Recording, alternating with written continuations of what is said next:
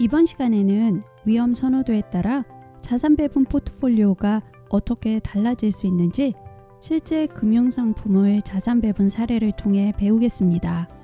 단, 여기서 언급된 펀드와 ETF 등은 상품 설명을 위한 예시일 뿐 해당 상품을 권유하는 것이 아님을 밝혀둡니다. 우선 위험 선호도에 따라 자산 배분을 하는 사례를 알아봅시다. 전략적 자산 배분에서 가장 중요하게 고려하는 부분은 투자자의 위험 성향이었습니다.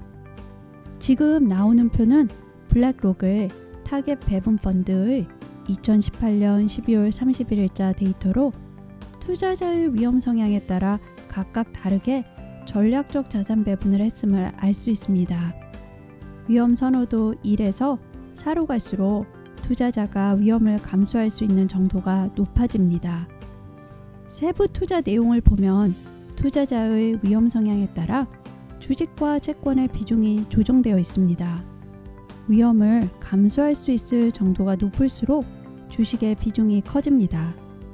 위험을 가장 많이 감수할 수 있는 선호도 4의 경우 주식 배분이 80%까지 갑니다. 코로나 사태 전까지 지난 10년간 연평균 수익률은 위험 선호도 4의 포트폴리오가 가장 높습니다. 지난 10년간 세계 주식시장의 사정이 좋았기 때문입니다. 위험을 감수할 수 있는 정도가 가장 낮은 위험 선호도 1과 비교하면 위험 선호도 4가 연평균 2.5% 정도 수익을 더 많이 올렸습니다. 그렇다면 각각의 포트폴리오 안에서 주식과 채권의 배분은 어떻게 할까요? 지금 나오는 표를 보면 각 위험 선호도에 따라 주식과 채권을 구성하는 펀드나 ETF가 차지하는 배분의 비율이 어떻게 달라졌는지 알 수 있습니다. 표를 조금 더 살펴볼까요? 블랙록의 타겟 배분 펀드는 주로 펀드와 ETF에 배분합니다. 위험 선호도가 높을수록 기술 관련 주식 등 각종 주식에 배분을 많이 하고 위험 선호도가 낮은 자산 배분일수록 채권 관련 펀드와 ETF를 많이 넣은 것을 알 수 있습니다. 주식이나 채권과 관련된 펀드와 ETF를 사면서 동시에 글로벌, 선진국, 미국, 이머징 마켓 등 국가를 달리 배분했다는 점도 알 수 있습니다. 자신의 위험 성향을 파악해 여러 펀드에 가입하거나 여러 ETF를 사서 위와 비슷한 자산 배분을 직접 해봐도 좋고 이런 구성을 가진 자산 배분 펀드에 가입해도 좋습니다. 자산 배분 펀드 대신 주식처럼 편하게 사고 팔 수 있는 자산 배분 펀드 ETF를 이용할 수도 있습니다. ETF는 전체 펀드를 만든 후 마치 주식을 발행하듯 나누어서 파는 상품입니다.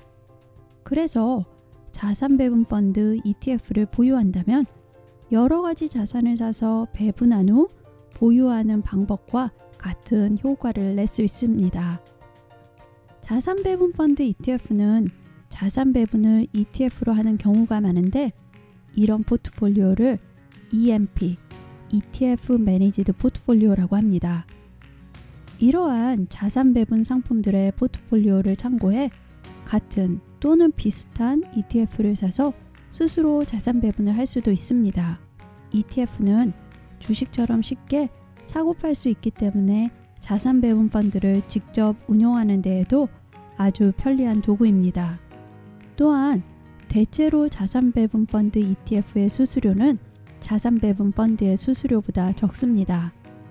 하지만 이런 성격 때문에 마치 초단타 투자를 하듯 샀다 팔았다를 반복해서는 안 됩니다. 자산 배분은 기본적으로 단타 매매를 이용할 투자 전략과 아이디어는 아니라는 점을 잊지 말아야 합니다. 우리는 지금 전략적 자산 배분에서 어떻게 자산 배분이 되는지를 실제 상품으로 살펴봤습니다. 보통 전략적 자산 배분에 기초한 투자 방법은 개인 투자자들에게 적합한 방법입니다. 하지만 금융회사에서 광고하는 장기간의 자산 배분 상품을 봐도 사람들은 그다지 끌리지 않는다고 느낄 때가 많습니다. 왜 그럴까요? 첫째, 전략적 자산 배분에 기초한 금융상품으로 기대할 수 있는 장기적인 목표가 인생에 몇 개 없기 때문입니다. 대부분의 투자자들은 장기간의 적립식 투자가 좋다는 이야기를 수만 번은 들어왔을 겁니다. 적립식 투자는 매달 정해진 돈을 지속적으로 투자 포트폴리오에 더함으로써 투자와 저축의 두 가지 효과를 동시에 볼 수 있습니다. 대부분의 금융회사에서 이러한 적립식 방법을 전파하면서 다음과 같이 말합니다. 당신이 1년에 1,000만 원씩 매년 적립하면서 연평균 수익률 6%를 낼 수 있는 자산 배분 펀드에 가입하면 30년 후에는 8억 4천만 원 정도의 자산을 형성할 수 있습니다. 원금만 생각한다면 겨우 3억인데 30년을 투자함으로써 8억 4천만 원이 되는 셈이죠. 물론 3억을 투입했는데 30년 후에 8억 4천만 원이 생긴다니 기쁜 일입니다. 다만 이를 얻기 위해서 무려 30년을 기다려야 합니다. 보통 이렇게 장기적인 목표는 대학 등록금을 위한 펀드나 나를 위한 노후 대책 펀드 정도로 몇 개 없다는 게 문제입니다. 둘째, 장기 투자를 지속적으로 유지하기 어렵기 때문입니다. 사람들은 장기 투자를 말하면서 투자의 대가 워런 버핏을 예로 듭니다.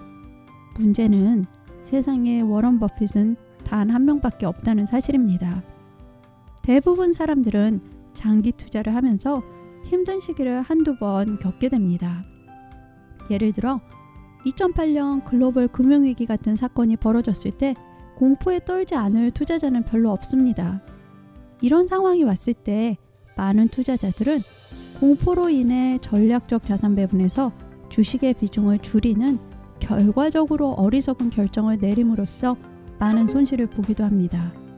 이런 상황은 내가 얼마나 워런 버핏 같은 투자자가 될 수 없는 평범한 인간인가를 다시 한번 깨닫게 해주는 순간이 아닐 수 없습니다. 또한 항상 성공할 것 같은 장기 투자에도 함정은 있습니다. 혹시 여러분은 일본의 주식시장이 25년 전의 최고점에서 아직 그 수준을 회복하지 못했다는 사실을 알고 있나요?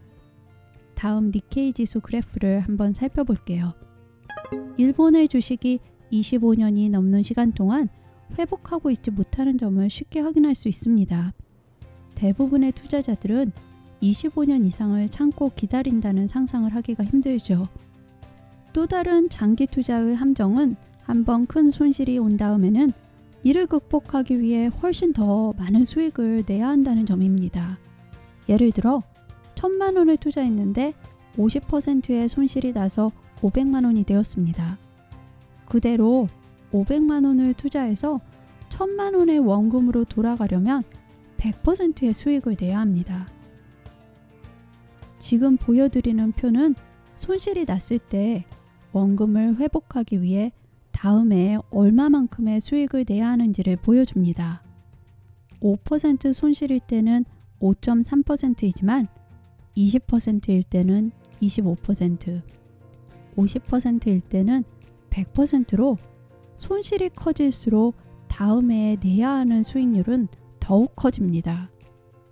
물론 손실이 크게 나는 상황을 방지하려고 자산 배분을 하지만 언제든지 이런 상황에 처할 수 있다는 위험 역시 염두에 두어야 합니다.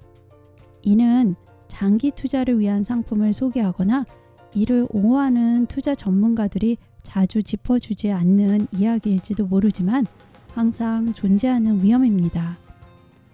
전략적 자산 배분 상품을 판매하는 금융회사들은 2008년 금융위기나 코로나 사태가 일어났을 때처럼 중도에 무서워서 적립을 그만둔다면 어떻게 되는지 보여주고 꾹 참고 적립을 계속해야만 30년 후에 안전한 노후를 꾀할 수 있다고 말합니다. 그럼으로써 투자자가 최대한 장기간의 투자 포트폴리오를 운용하도록 설득합니다. 하지만 장기 투자가 무조건 성공한다는 보장 역시 있는 것은 아닙니다. 이런 이유들 때문에 전략적 자산 배분이 개인 투자자들에게 좀처럼 매력적이지 않을 수 있다는 점을 이해하고 동감합니다.